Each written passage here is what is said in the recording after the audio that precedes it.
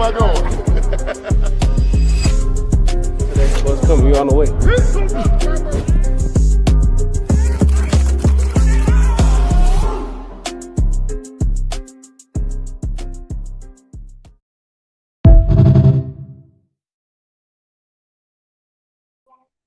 Oh, you didn't know? Yo, better call somebody. You thought it was gonna be JR. JR ain't here today. You know, they called me in and say, hey, can we go and do this here thing? Unc, I say, man, anytime for you, B-Watch. Anytime, anytime. But come on in, good people. Come on in. What's going on, Miss Crystal Wise Williams? Always good to see you. How you doing, Miss Dawn? I love me some CC. What's going on?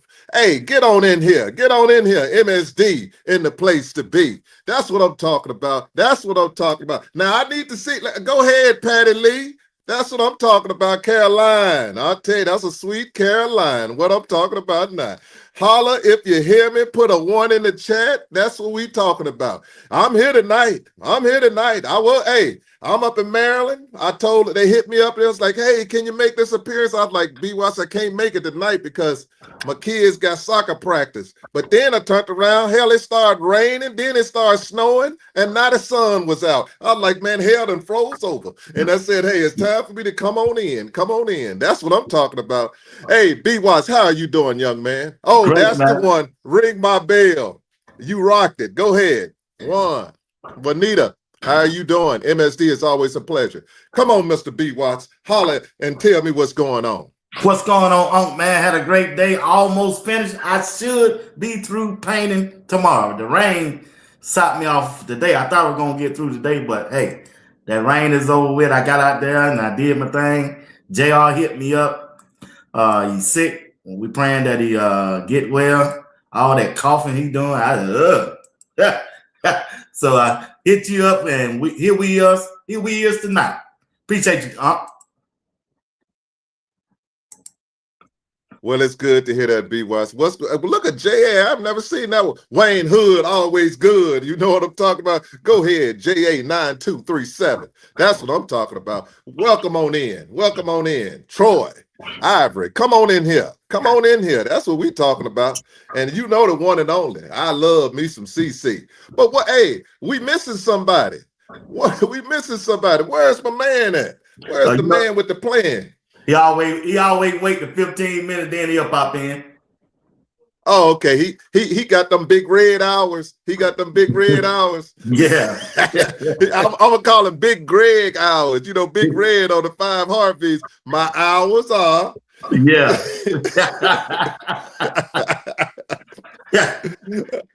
That's what I'm talking about. Oh, Cheryl. That's what I'm talking. How you doing, Cheryl?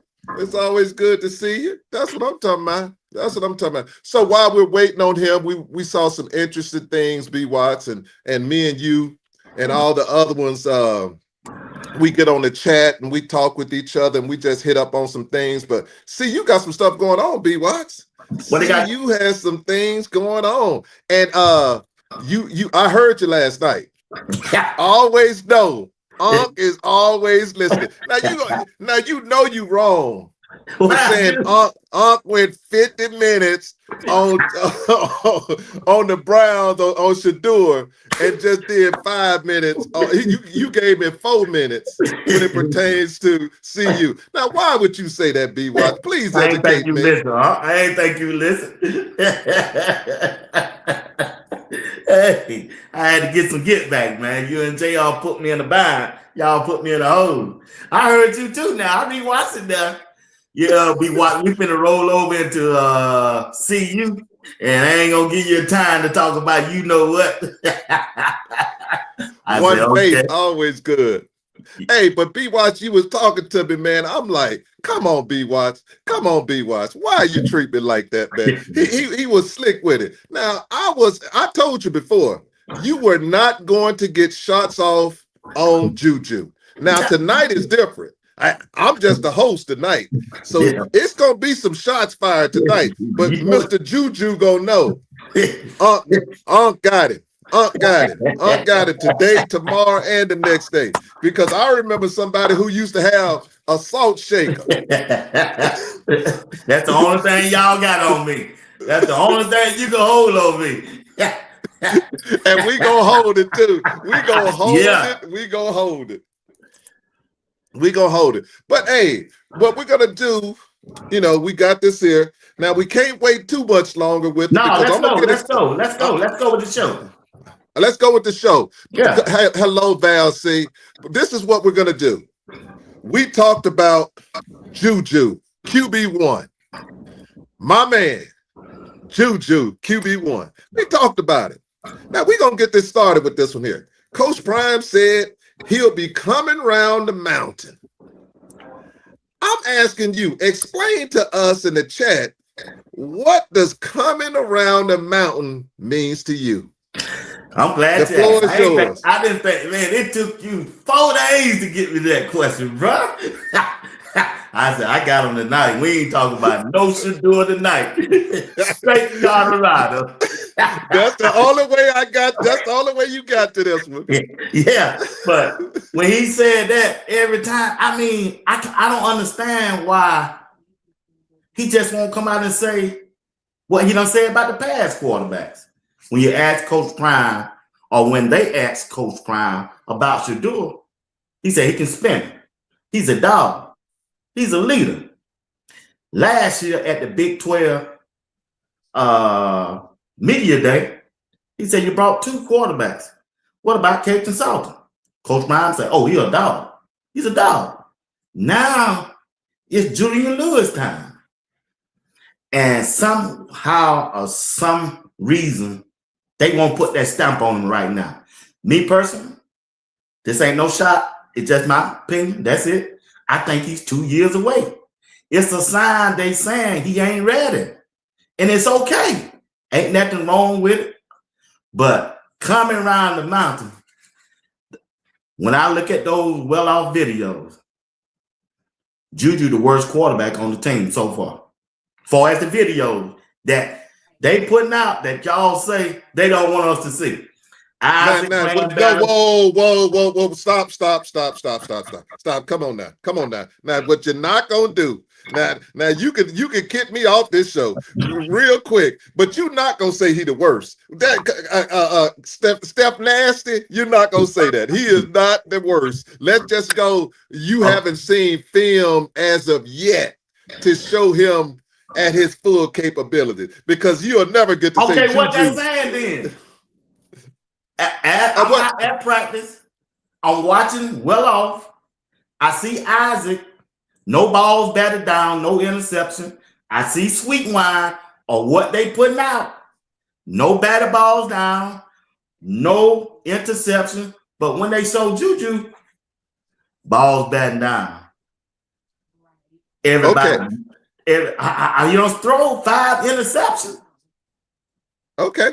Are we talking about QB? Are we talking about quarterback? Okay, are we talking about QB 16? Didn't we have a QB 16 last year?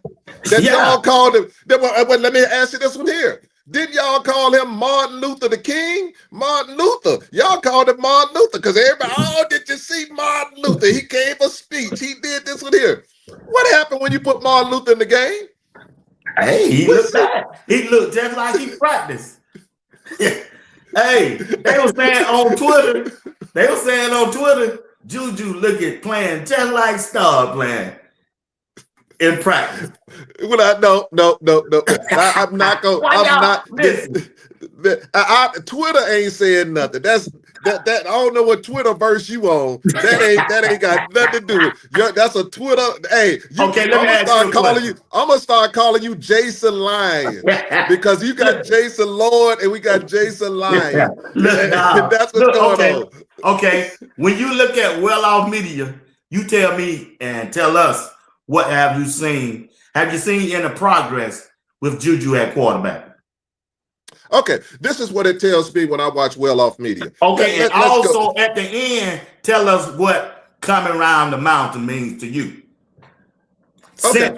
Since y'all one who say they ain't showing us everything they want us to see, but all of a sudden we seeing these interceptions like Staub did last year. Talk to me now.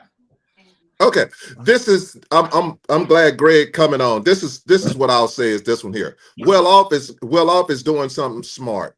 They should not be showing you the starting quarterback and things that starting quarterback is doing that's good and bad. That makes no sense because they can good coaches can pick up on bad habits to see, hey, we can counter him by doing this, this, and this. So I get that part. The next thing I'm gonna say is this one here. Coach Prime had a quarterback his first 2 years at Jackson State.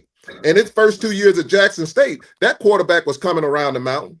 But the difference was Coach Prime ensured that quarterback wasn't going to get no competition. Well, not no competition. He'd had competition, but wasn't nobody getting that position. That position was locked up. And me personally, that's what should happen now. That should be locked up. It's Juju job to lose and then go from there. If Juju comes out there and loses it, that's different. But it should be Juju's job to lose because that was your parameter when you had Shedeur. Shedeur didn't have to worry about nobody taking his position. Juju shouldn't have to worry about that unless he loses it. Let's go here when I say coming around the mountain. It's a twofold step for me. It's a twofold step because it's going to go to the next question. The assessment of Juju should be determined by the offensive coordinator. That should be the ones that giving us the assessment of Juju, not Coach Prime. Coach Prime is the head coach. I get it. He's going to be the one to say, hey, blah, blah, blah. But if I'm trusting somebody when it pertains to coach, quarterbacking, it's going to be Marion because Coach Prime told us Staub was Martin Luther. And I'm telling you, he might have been Luther, Lex Luthor, but he sure wasn't no Martin Luther. So that's all I'm saying. And I'm definitely, let's go again. Let me go again with this one here, B. Watts. Now, if it's Sweetwine, you saying the young man is 2 years away. That's correct because of the fact that he needs to get more experience. Did we say anything? Wait. Did we say anything about Archie Manning sitting on the bench for 2 years and they thought he was the greatest thing since sliced bread? They wanted to get him the Heisman Trophy, and he ain't played not one game. True. You see what I'm saying? You B. Watts, you cannot get in there and think that these teams are going to be perfect, especially for Juju last year when you put him in a doo-doo show. Coach Prime caused problems last year. I'm saying Coach Prime because he wasn't decisive on that who the quarterback was going to be, and he was doing that switcheroo crap, and he shouldn't have. It should have been either K-Salt or Juju, and that's it. And that's it. Now with Sweetwine, I like me some Sweetwine because what I see with Sweetwine is this one here.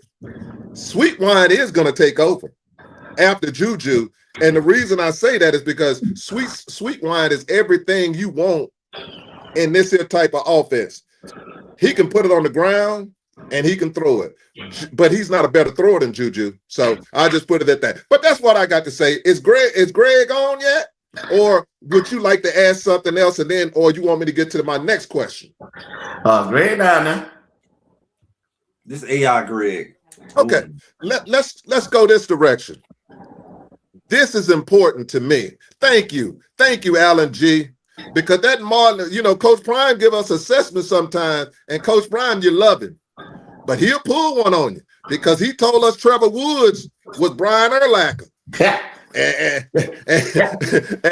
I'm just saying, I'm certain. Hey, and that ain't no shots. That Rev in the building. Hey, Rev, give me a one if I'm telling the truth. He told me somebody said I have a dream, and that person there had a nightmare. I'm not here. He told me about Brian Urlacher. He told us about the other fellas. He told us about Ben Finisette. Oh, Ben Finisette, what you gonna do, brother? When Ben Finisette get a hold of you, brother? I don't want to hear that. Man, I don't hear that. He belongs in the WWE. He's perfect for it. But let me get to the next question. B. Watts, when it comes to quarterback assessment. Hold on. I want to hear Greg point on that that first question you asked. Could you repeat that question? What would that, sir? What was the first question, sir? About Juju. What do Coach Prime mean by he'll be coming around the mountain? Okay, Coach Prime, this is what Coach Prime meant by coming around the mountain. Coach Prime was saying, hey, Juju is a work in progress. And what's happening right now, he's learning the offense. He's developing. He's becoming the leader that we want him to become. And Coach Prime is doing that because he wants to. Coach Prime like putting pressure on people, and that's a good thing because if you're telling me Juju is the man, you should be able to put pressure on him. And what Coach Prime is doing, I see what he's doing. He's telling Juju, we ain't giving you anything. You're going to have to earn it, which is a good thing. And it's nothing wrong with that. And Juju is coming around the mountain. Just like, let me put it to you this way. Archie Manning coming around the mountain. He's a work in progress. Let's go again. That boy Sellers that plays for South Carolina is coming around the mountain. Everybody is, because playing quarterback is the hardest position to play in football. And that's what it is. Somebody said, let Greg go, Steve. But if Greg ain't on, I don't see Greg. So if Greg ain't on here. Yes, I see it. Okay, I see him turning. So please believe. I will give you what you want, Lil Bucket. Greg can have it. Greg, the floor is yours. I see the thing turning. That's why I was talking. So Greg, the floor is yours. Yeah, I see how B. Watt's gonna look at it, because that's B. Watts. I'm going by what you said. Well off ain't gonna show us. What Prime said, come around the mountain, when they asked him about B. Watts, is Greg there? Because I'm seeing it just turning, and I'm waiting for him to say something. Yeah, he talking. Yeah, I don't know how he's coming around the mountain too. Yeah, he talking down there. You can't hear him? I can't hear him. Can you see him? I can't see him. Oh. Well, anywho, people in the chat, if you can hear Greg, give me a 1 so I can be quiet. If you can hear Greg, give me a 1 in the chat. I hear him loud and clear. Both of y'all. You got to come out and come back in. Yeah, you probably need to log back out and come back in. Yeah, I mean, Coach Prime kind of threw that out there when they was asking how Juju was doing. He said he coming around, he'll be around by the time the season start. Right. And it kind of do sound like last year. It's kind of like last year he was kind of like, people was asking about Juju, even though he went to the media day and all. Right. He didn't really he didn't put that on Juju. But I do think that that Juju is he is the best passer they have, as far as pure passer. I think maybe Wilson may have more experience. So Wilson has more experience, but I think he got a little more. I think Wilson got a little more style behind him than Juju. So I think Wilson gonna either be really hot or he gonna be really cold. And I think Sweet Wine is a sleeper. I think every time I see him, he look like Ponder to me. Yeah, boy, I said the same thing last night. He basically he moved like him, he tall like him. Ponder may be a little taller, but Sweet Wine, it's good to have somebody like Sweet Wine, because you just don't know. You don't want to say, I'm not talking about the carousel type thing, but you don't want to have a situation where a guy can get hurt, a freak accident can happen. Not that he hurt for the season, but like I said, I seen a game where 4 receivers went out. 4 starting receivers went out.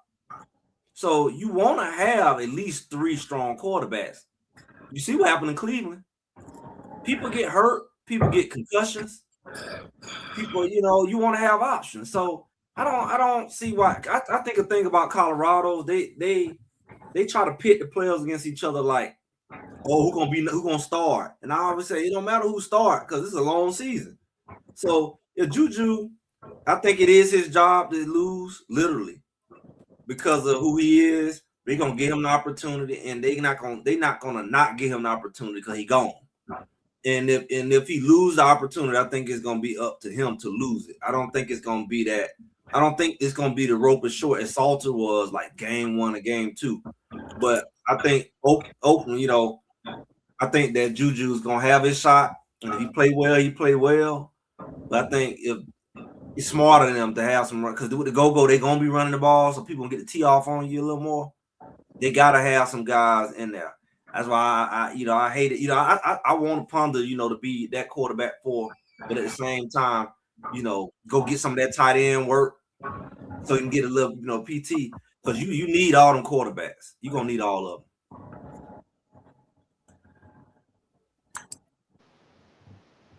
Okay, huh? Now he can't talk. Because it mute. You mute, huh? I don't think he's mute. We can't hear you, huh? I don't think it's mute. It's computer. His mute not on.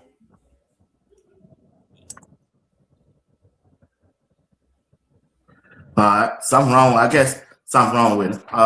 We'll carry on. We get it right. But so man, I lost my thought. So when you look at Colorado now, hold on, he's trying to come back in. And I'm backstage. Can you hear me now? Yes, sir. Okay. Sorry about that. All right, I got a question for you, Greg. Who would you want to provide you an assessment of Juju? Would you want it to be Coach Prime or Coach Marion, and why? I mean, it's gonna have to be Coach Marion because I mean, he's still technically the QB coach, right? I know he brought somebody else in, but technically he was originally the QB coach and coordinator.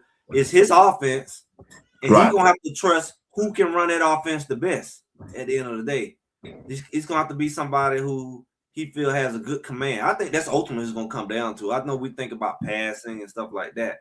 I think it's going to come down to who can command that offense the best, as far as reading, as far as I don't know how the audibles will work in that system, but as far as the ability to read the defense, it's going to come down to that. Understand that playbook. And the way that Henderson described it in that press conference, he basically said that Marion like to add on as he go, which that's a higher level coordinator to do, which we want. We want you to, take advantage of each team's weakness, which means you're going to add different installments based off of the type of team you playing, the type of defense they run, the personnel. And that means the personnel should change. So personnel may get heavier play on certain games. So all of that's going to be surrounding that quarterback. Going to have to be very sharp, quick on his feet, because it's going to be an ongoing thing. And none of these quarterbacks got the advantage, which is the positive, because of the fact that they all are new to the system. Now, that may favor Wilson from the fact that he has experience. Yeah. Juju, if he's as sharp as they say he is, as far as how smart he is and none of that, then it will show. And plus, he's had a year. That's his advantage. He's been in here for a year, and he's been at Colorado for a year. That's his advantage. Sweetwine is the one with the biggest disadvantage. He has no college experience. He's not. He won at Colorado last year. So by default, he's number 3. And he's a good number 3. Because last thing you want is something happen to your 1 and 2, and your 3 ain't there. So it's a good situation all the way around. Yeah, I agree with you. It should be the offensive coordinator, Marion, make the decision who run his offense the best. And I believe it will be Julian Lewis. But hear me on this. Hear me. Juju's still growing. He's still growing. I keep saying he's 2 years away. And that's why Coach Prime keep pausing and pushing back. No matter who interviewing, he's telling y'all he'll be coming around the mountain when he comes. And he let you know it ain't better. Like you said, he's running a new offense too. And plus, man, he ain't been 17 or 18 still. Got to give him time. We got to give him time. Everybody trying to push him. Like I was pushing for Salt. Salt done played 4 years in college. So he should have been way advanced, way ahead of him. That's when I was pushing for him. He had the experience. Now, pick it back to what Greg said, Isaac Wilson. He got the experience as a starting quarterback when he was at Utah. But as he looking good according to well-off media. That's what I got to go by because I'm not out there. But as raw talent, pure passer, Juju all day. He got the quick release. And I'm sure Marion will design some offense around him to make him even better. Back to you, Uncle Steve. That's Julian Lewis. Okay. I like what you said there, and I'm gonna have a follow-on to that. Greg said it. Got a question for you on this one here. What does Coach Merriam need to concentrate on to help Juju be successful this season? You know, I've been talking about this stuff really this week. My attitude for him and for Colorado as a whole, I think they need to change their perspective. And that's probably why they lost last year. And this is what I'm going to say. Last year, by the time we got to August, it was a lot of complaining about we tired of going against each other. We tired of going against each other. We ready to play somebody else. But really, you what? And then you hit with this whole spring game thing. We just want to play somebody different. How this relates to Juju is everybody need to focus on mastering their job, because that's one thing Colorado hasn't.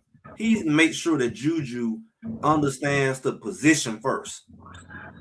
And the faster he understands that, the more he can go to the next step. The next step will be the playbook. But understanding the role of the QB, understanding what the QB is looking for. Start at the basis. Don't start on his high school. Give him the foundation you want to have. This is how you start. From tying your shoestring, putting your socks on, to tying your shoes, before we worry about it. What they say, John Wooden style. This is the basis of what the quarterback do. When you walk up to this line, or when you come out the huddle, whatever, you at shotgun, whatever, this is what you look from, left to right, whatever this process. Some people go left to right, some people go strong to weak, or whatever whatever the process is. Teach them the thought process you want them to have, not assume he know it. And so once he understands the position and then what's expected at his position in the go-go, then we can start saying, okay, that foundation is there. Let's start learning the playbook, because now the playbook makes sense. But if I learn the playbook without that foundation, and I'm sitting up there, you know, not knowing what my cues are, what good is your playbook? So I just really hope they take this time that they have this off season and focus on the fundamentals, even on the defensive side of the ball. They both got new coordinators. They need to use this time to focus on that, not hitting each other, not throwing passes and routes, because none of that matters if you don't know what you're doing. And we've seen Colorado for the last couple of years.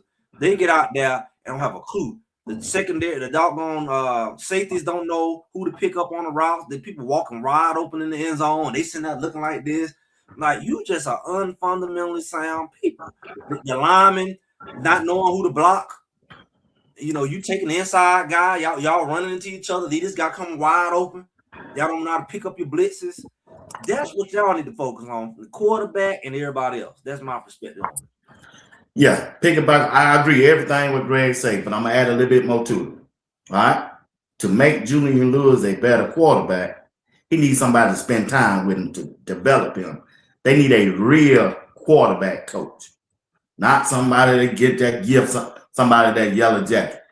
And also, for as the game wise, a running game will help him to be more successful as the season goes along. If Marion is worrying about the go-go instead of developing the quarterback, that go-go ain't gonna go. He got the development quarterbacks now. They're gonna need development, because let's be honest, it's not a quarterback that's been developed. Shador was out there doing stuff on his own. We seen it. We seen it, huh? So in order for, like I say, I believe Julian gonna be the starter. He's there for a reason. He got the most talent, but they got to spend time with him. Films. Get a good running game to go with him. If they do that, as the season go along, he's gonna be all right. And that's what you said. That one word that's been plaguing Colorado, from the rumors we don't heard, that they don't watch film together. Yeah. Like, what we saying? I watch 10 hours of film. I said 10 hours. Man, shit, I do that at home every day. But I feel like they need to watch film individually, but they need to watch film together.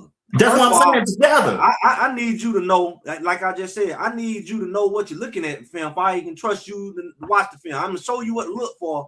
I'm gonna make sure you understand what, and then I'm gonna let you watch film. I don't want you to be watching film and you up there eating bubble gum and you don't even know what you're looking at and just wasting Right. time. So then to teach them how to watch the film first as a group, and then maybe get them some homework. All right, you go look at this part, look at this quarter. We're gonna come back and talk about it and gradually wing them off. You got the whole off season to do this. You practicing only 3 days a week. You know, you ain't even practicing every day. You know, every other day or 3 days in the middle of the, so it's like they don't really have an excuse. That's what I will be focused on. I'll be focused on, do y'all even know how to read? Do y'all even know how to look at film? Let's do that.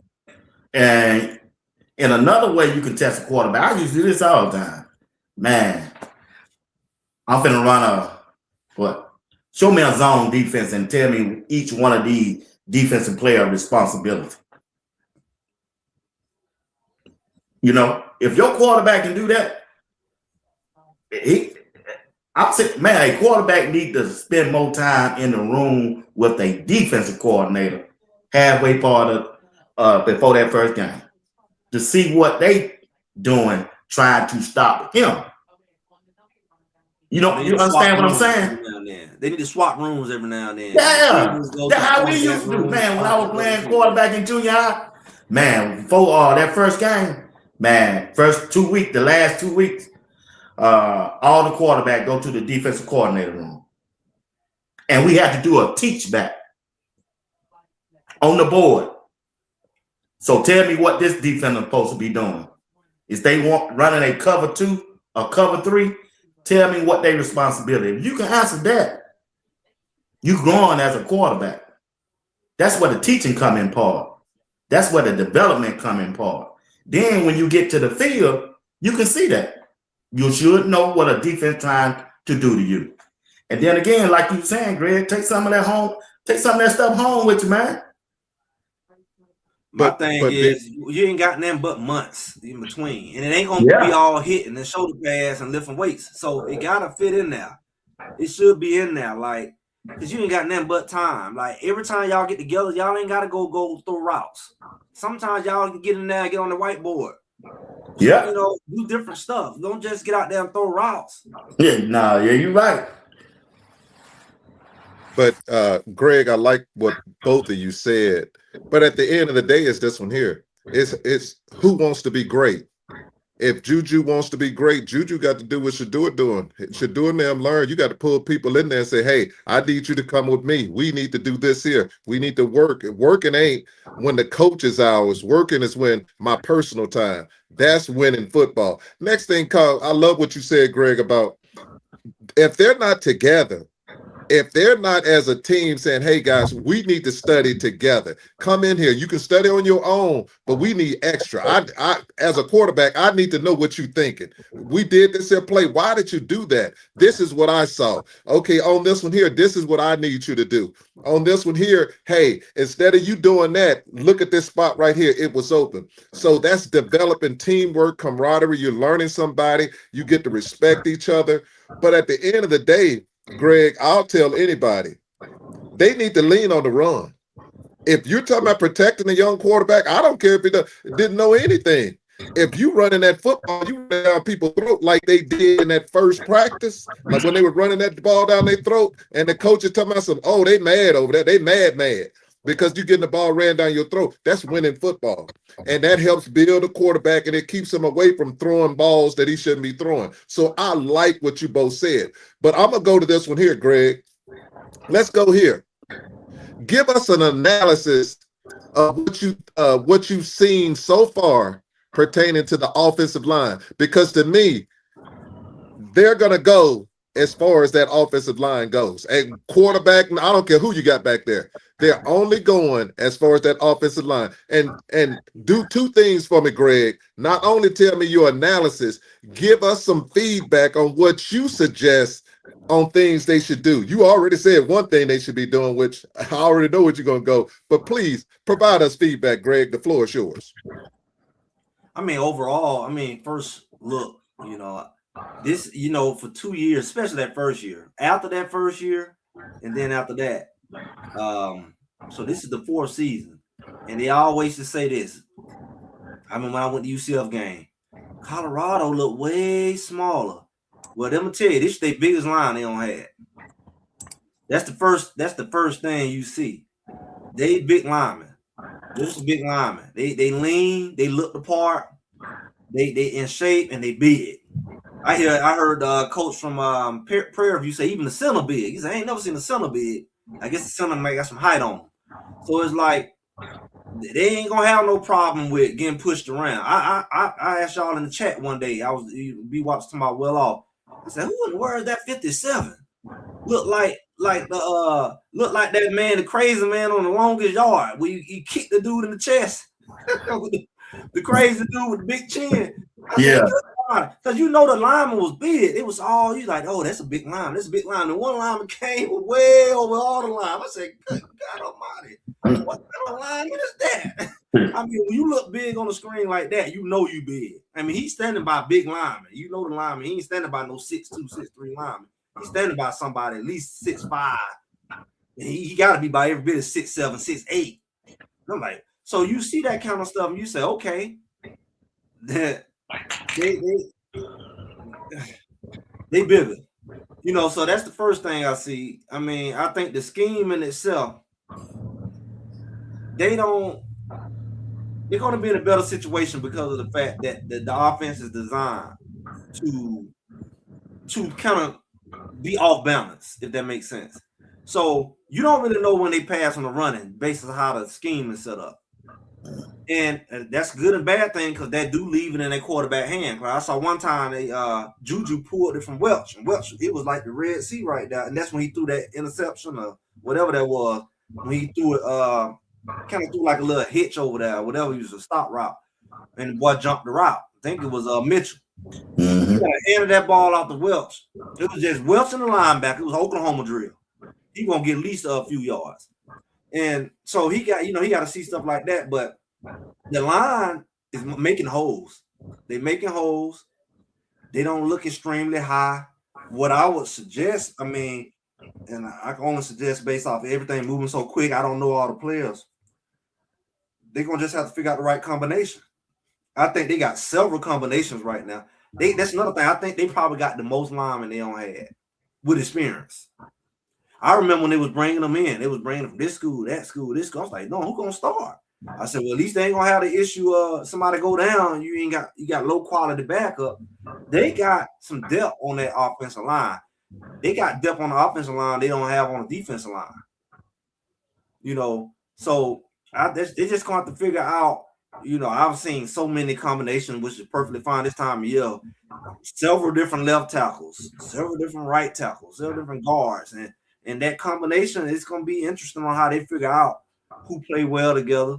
But they don't have a shortage of quality choices, and they don't have some Jordan Season go out who we got. You know, even though some box guys did step up, that's not the case. They got at least 4 or 5 quality left tackles that can go in, including that big old number 57.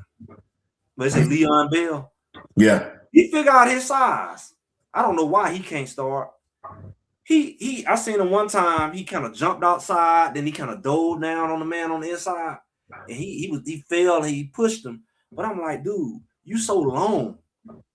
You ain't gotta be so quick to jump out there. He gonna take a mile field trip to go around you with them long arms and legs you got. So you just make sure you protect the inside. Make sure there ain't no stunts coming, wrapping around, whatever coming back right there. Don't be so quick to jump out there. Then you got to panic and jump over here. You so tall and so long.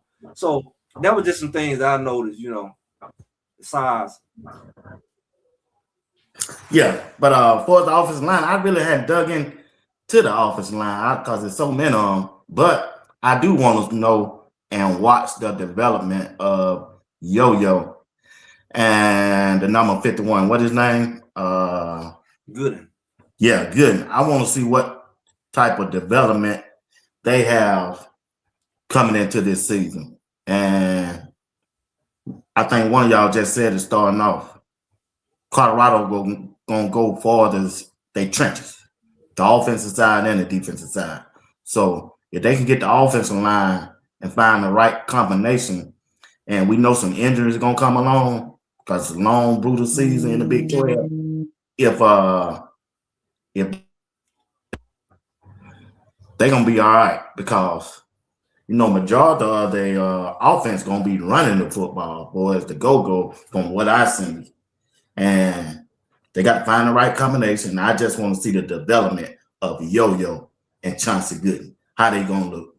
That's what I want to see. Got a new member, Still T. Appreciate you for joining the member.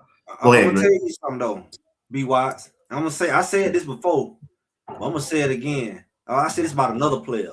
I would love to see Yo-Yo go on the other side of the ball. Defense. Because it's gonna come down to that middle. They got big 88 in the middle, big boy, big 375. Yo-Yo always brag about his footwork. He was a soccer player. I really thought Sapp would have took him up under his wings, somebody like that. Because Yo-Yo's athletic. He's a bigger size dude. Like I like the other one, Christian, the one that we were trying to get in there. These guys come from these other countries, man. They grew up playing soccer. They big boys who think they small. Yo-Yo said, if I can lose another 20 pounds, I'm gonna go take the tackle spot. That's how he thinks. He said, I got the best speed out here.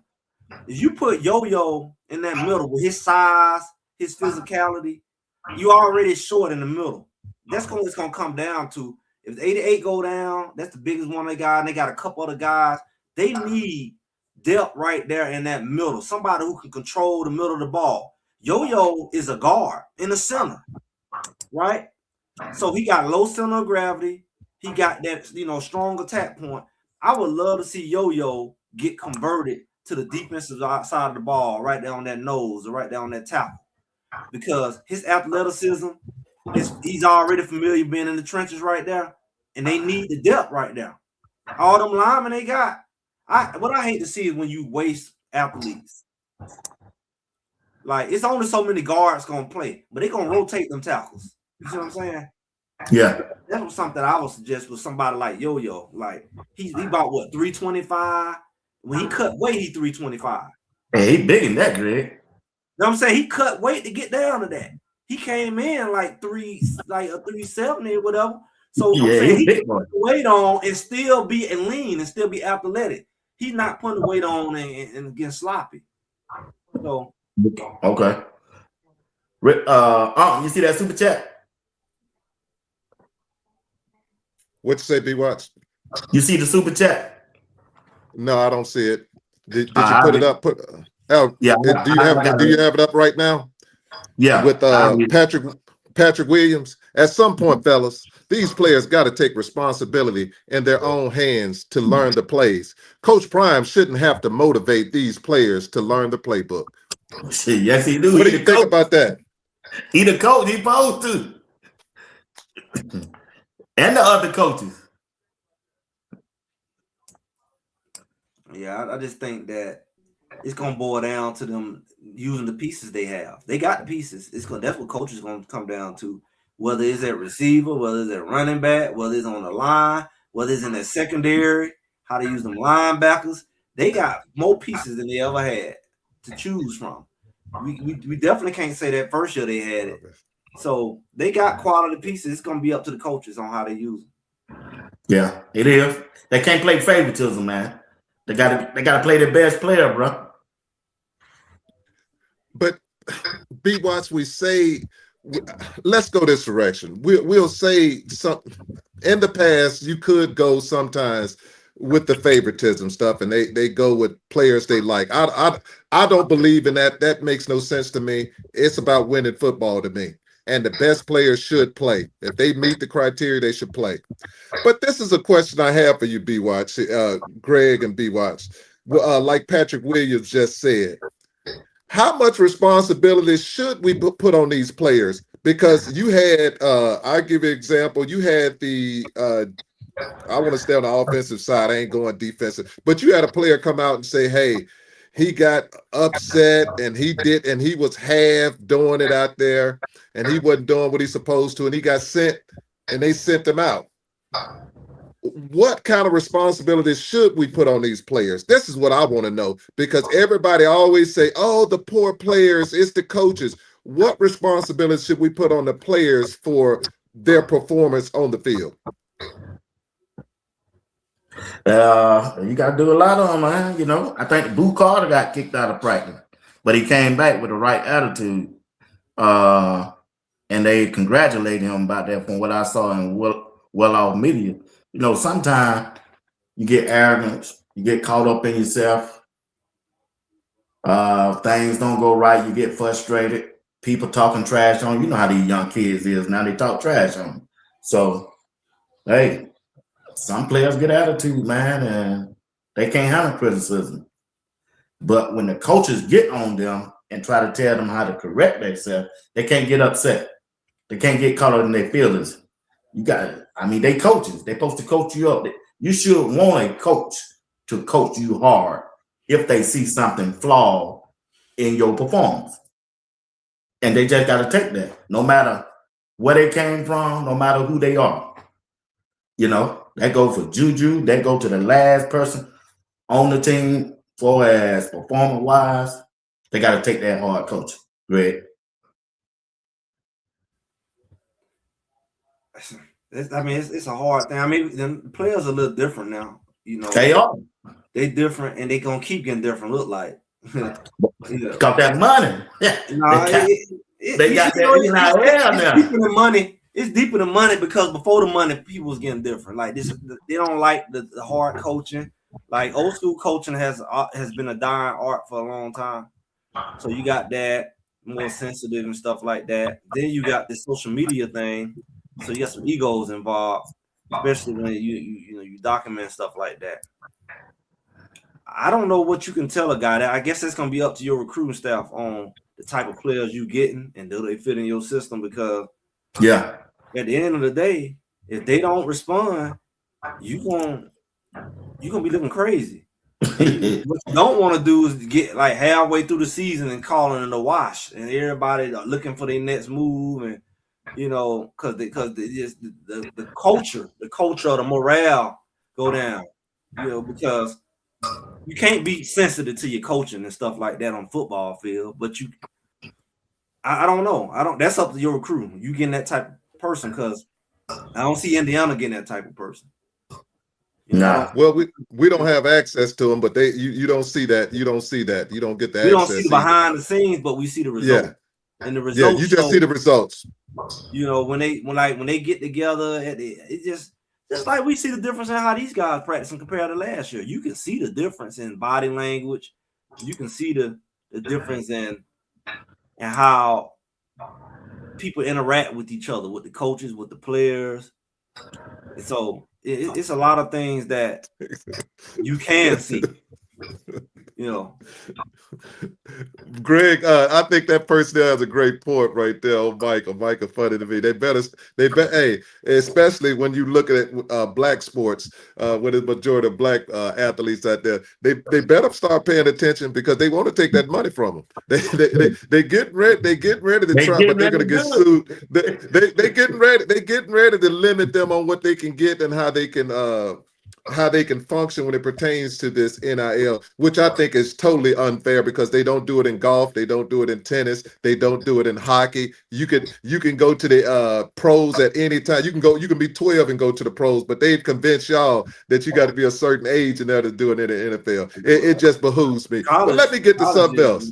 They don't consider college pros, so that's the problem. It's not considered pros yet. Yeah, it's one of those things that interests me. Now, we're talking about challenging young athletes. Now, I saw a coach challenge some young athletes. I saw Coach Marion get in. I mean, he got in those running backs' butt. And I'm like, this is within the first 3 days of practice.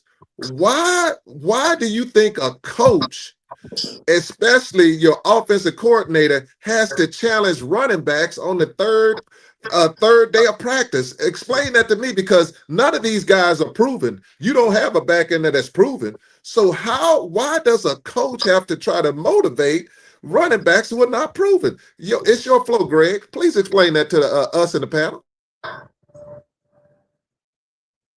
I don't know, man. If you got to motivate somebody, I mean, that's just right now.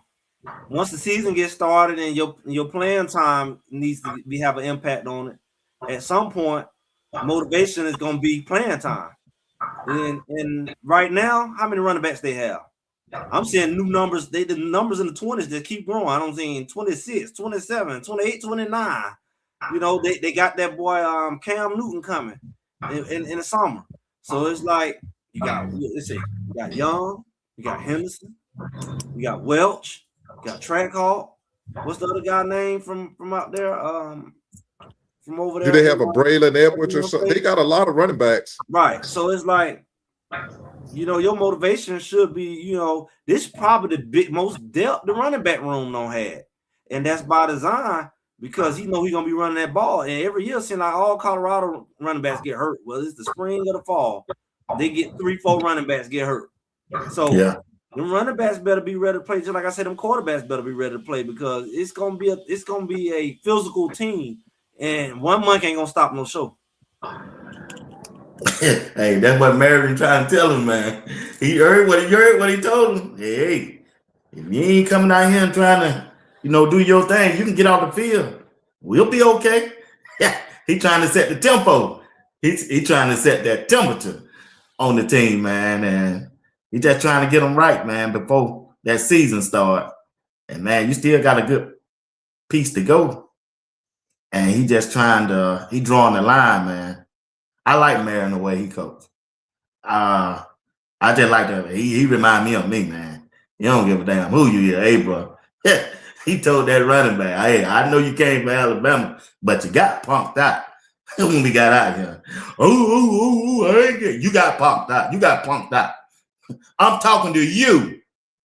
I said, dog. When I see that conversation, when you didn't see that? Hey, I done showed it about 20 times. Hey, he said, I'm talking to you. Number 9, the big boy came from Alabama. That's before he took his helmet off and all that. That's why he did all that. Yeah, that was right before that. And then Marion went out and talked to him. Yeah, he said, you ain't talking about me. Yeah, I'm talking to you. You getting punked out over here. Yeah. That's how you amp him up, though. Hey, and then they hand that ball to him. Man, he ran over that linebacker and couldn't nobody catch it. I said, yeah. Marion said, that's what I'm talking about. That's what I'm talking about. So I like that, man. Yeah. Some players need that, but everybody you can't do like that. They'll go into their shell. You got to learn your players. I'm sure all of them knew. And it just depends on If it's an aggressive guy, they say he's a serious dude, that would definitely trigger a serious person by challenging him. If it's kind of a shy dude who ain't not confident, then that's risky. But you got a guy who look like, you know, he don't play the radio, and you say, hey, you got pumped out. Who you talking to? You talking to me? Nobody talking to me like that.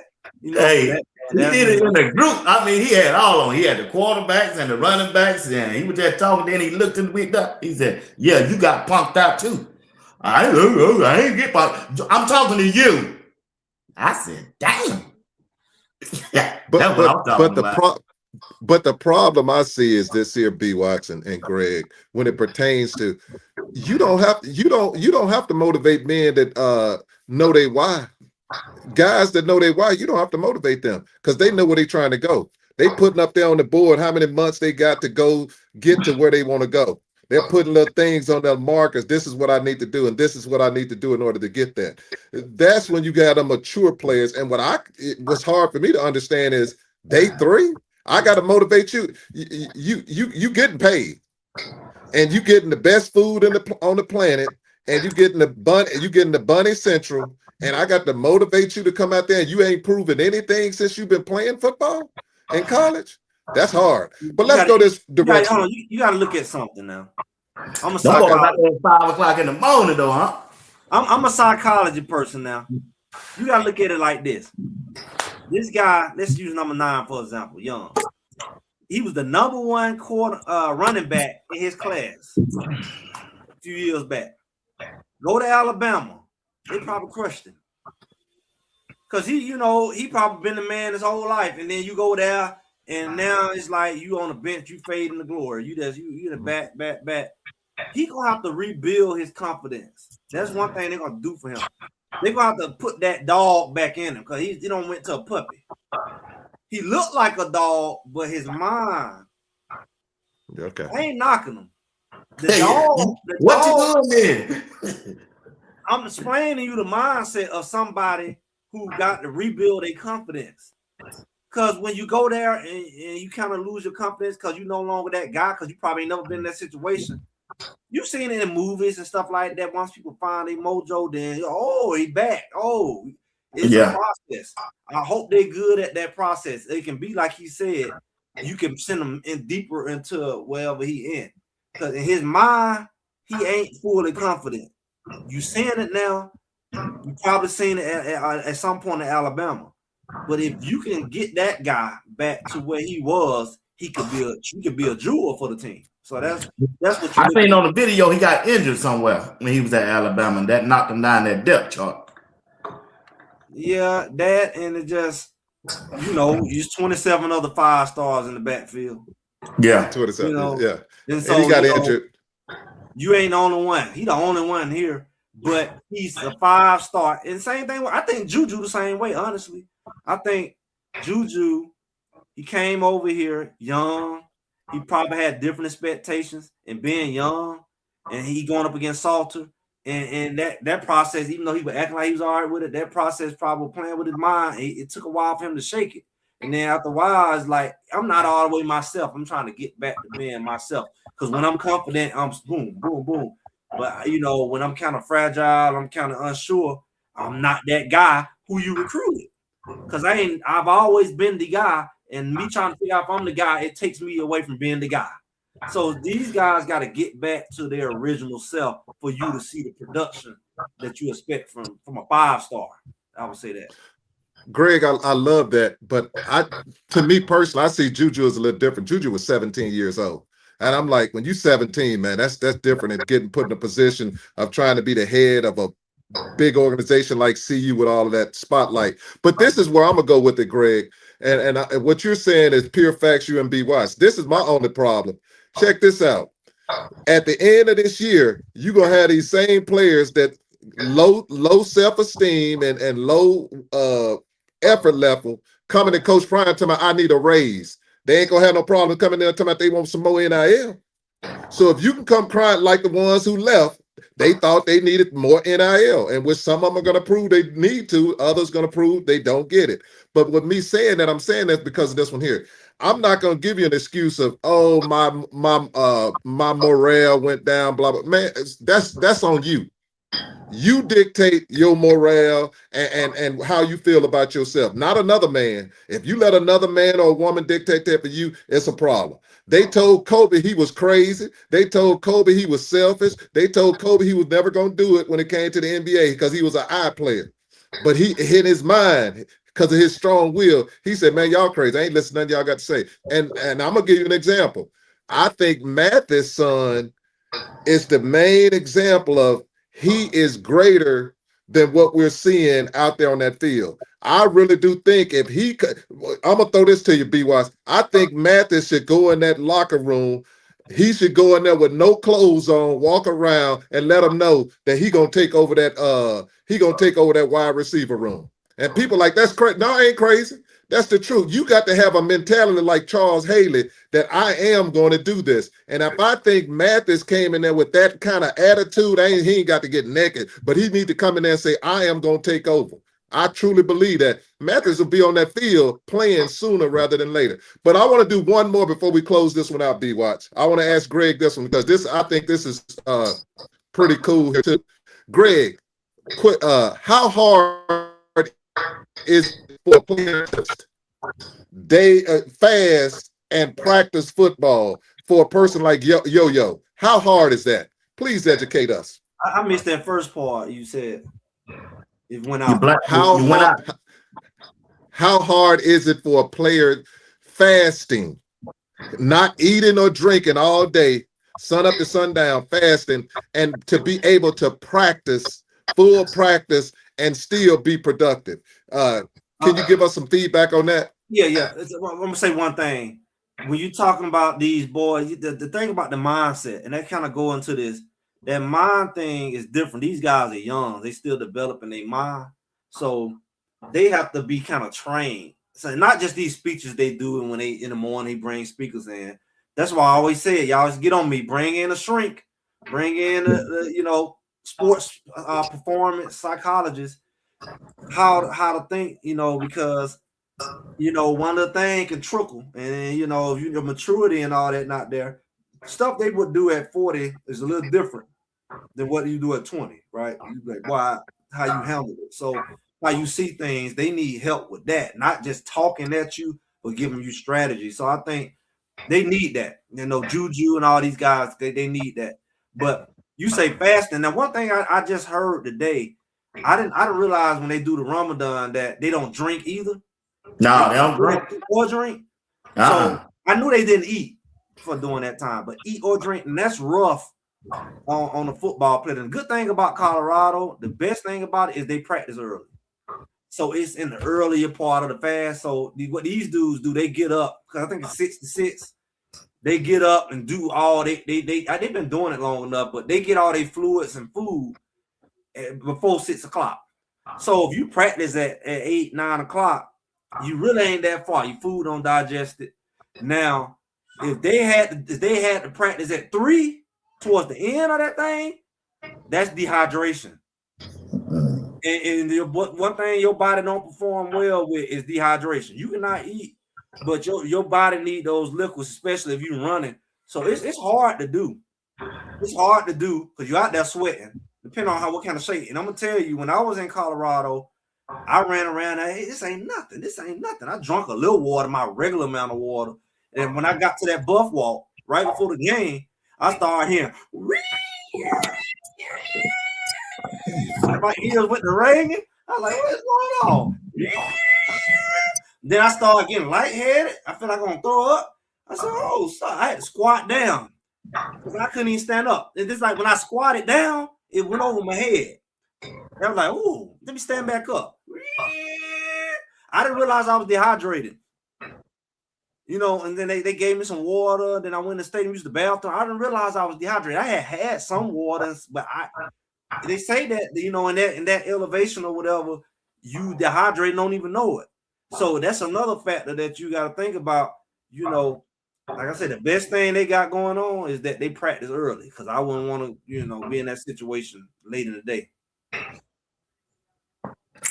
Yeah. So, hey, you strong individual. That's all I can say. I don't think I can do it, boy. He go without eating or drinking. God, he's a different type of athlete. Put it like that. It's more than one though. Well, it's more than one on that team. They got a few of them on there. Yeah, they got that the 88 too, I think. They got a few. I'm sure he probably used to it now. He probably been doing it for a while now. I think one of the DBs. They talked to another. There's at least 3 of them. Yeah, that's discipline. Somebody put it down in the chat. Yeah, you're right.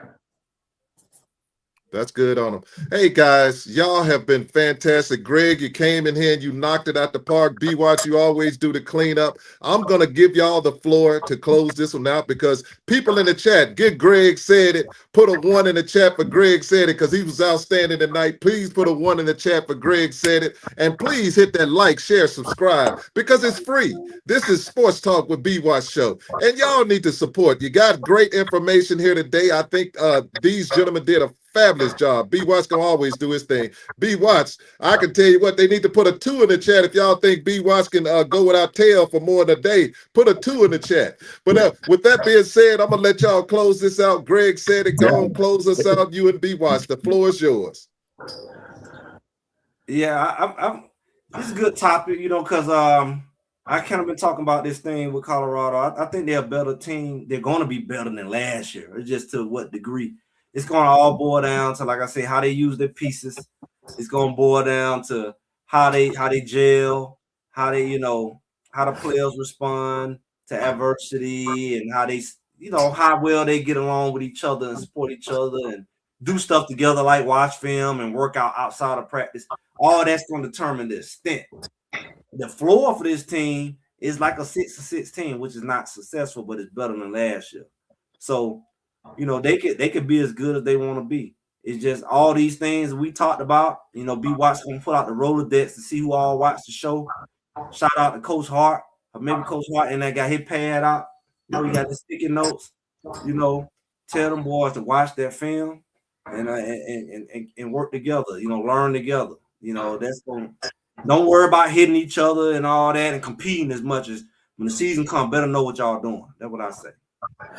Yeah, hey, we had a good show tonight, man. Want to thank Uncle Steve for hosting the show tonight. We appreciate him every time we call him. He's always there. I know he got a family, wife, and kids that he had to attend to. Man, we thank you for your sacrifice, sir. And always to Greg, too. You know, he don't have to do it, but he's been rocking with me now for going on 2 years. I don't think he missed a show. And he got a wife, and he got a newborn.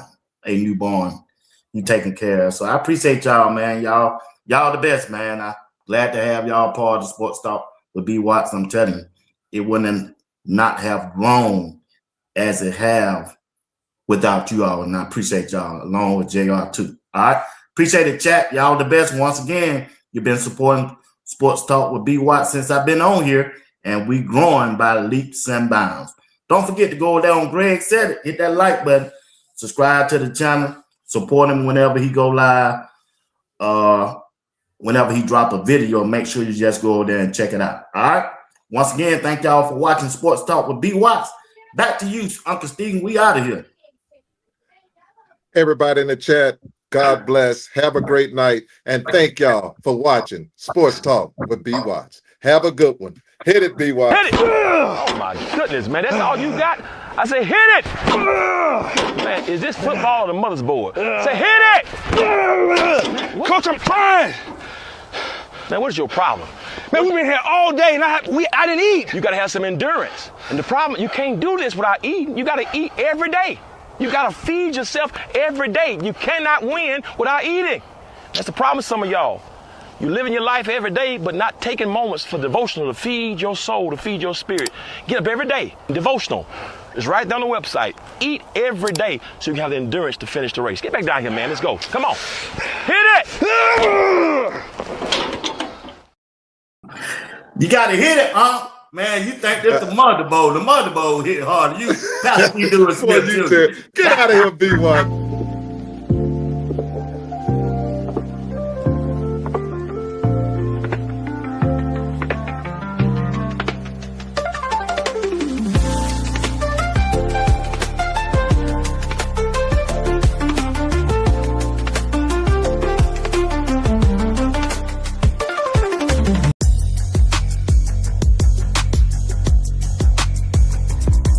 Sanders boys about to go live. I hope y'all ready. We better have some fun.